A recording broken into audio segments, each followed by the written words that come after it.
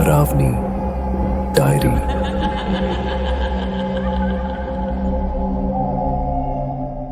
इस वीडियो में प्रस्तुत कहानी पूरी तरह से काल्पनिक है और इसका किसी भी व्यक्ति, स्थान या घटना से कोई संबंध नहीं है।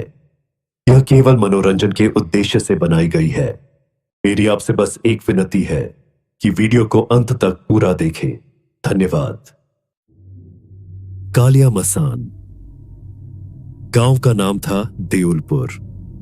यह छोटा सा गांव था जहां ज्यादातर लोग किसान थे, लेकिन इस गांव की एक खास बात थी, यहां का पुराना श्मशान। गांव के बाहर पीपल और बड़ के घने पेड़ों के बीच एक वीरान इलाका था जिसे लोग कालिया मसान के नाम से जानते थे। बुजुर्ग कहते थे कि यह श्मशान कभी राजा बलदेव सिंह का राजकीय दाहगृह था।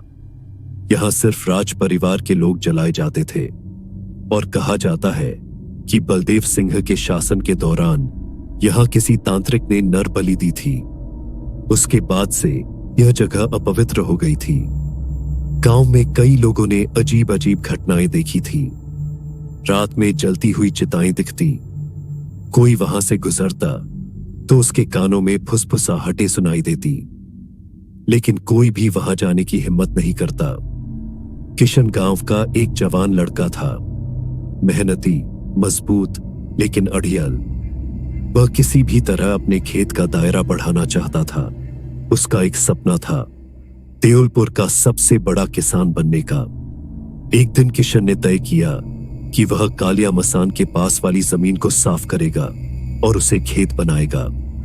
गांव के बुजुर्गों ने मना किया, बेटा, वो जमीन अभिशप्त है, वहां कोई काम मत करना। पर किशन हंस पड़ा। अंधविश्वास है सब, देखना, मैं वहां सरसों उगाऊंगा। और वह अगले ही दिन अपनी कुल्हाड़ी लेकर वहां पहुंच गया। किशन ने कुल्हाड़ी उठाई और पहले पेड़ पर वार किया। एक बार, दो बार, तीन बार। अचानक हवा ठंडी हो गई। एक अजीब सी फुसफुसाहट उसके कानों में गूंजने लगी। यहां से चला जा। किशन ठिठक गया। उसने इधर उधर देखा, कोई नहीं था। उसने सोचा हवा का बहाव होगा।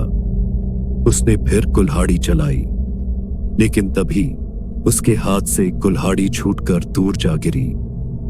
अब वह थोड़ा घबराया, लेकिन फिर भी उसने हार नहीं मानी। रात को घर लौटते समय उसे लगा कि कोई उसका पीछा कर रहा है। उसने पीछे मुड़कर देखा, अंधेरा घना था, लेकिन उसे लगा कि किसी की परछाई पास आ रही है। वह तेजी से भागा। गांव के लोग कह रहे थे कि रात को श्मशान से अजीब आवाजें आई थीं। किशन ने ध्यान नहीं दिया, लेकिन उस रात जब वह सो रहा था, अचानक उसकी आंखें खुल गईं। दरवाजे के बाहर किसी के पैरों की घिसटने की आवाज आ रही थी, धीरे धीरे, जैसे कोई उसके दरवाजे के पास आ रहा हो। फिर एक आवाज आई, खट खट खट। किशन ने हिम्मत जुटाकर दरवाजा खोला। सामने अंधेरे में कोई खड़ा था। अधजला शरीर, जलती हुई आंखें और मुंह से धुएं की लकीरें निकल रही थीं। आकृति धीरे धीरे आगे बढ़ी और एक खराश भरी आवाज में बोली, तूने मेरी जमीन छेड़ी है, अब तुझे जलना होगा। किशन के गले से एक भी आवाज नहीं निकली। अगले दिन सुबह गांव के लोगों ने देखा कि किशन अपने खेत के बीचों बीच जली हुई हालत में पड़ा था। उसके शरीर पर काले पंजों के निशान थे। टोपी महाराज, गांव के तांत्रिक आए और जमीन पर राख छिड़की। राख में वही काले पंजे उभर आए।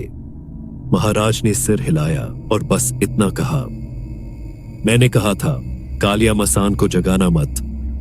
गांव वाले उस दिन समझ गए कि कुछ जगहों को वैसे ही छोड़ देना बेहतर होता है। कालिया मसान का इलाका फिर से वीरान हो गया और कोई वहां जाने की हिम्मत नहीं करता। समाप्त।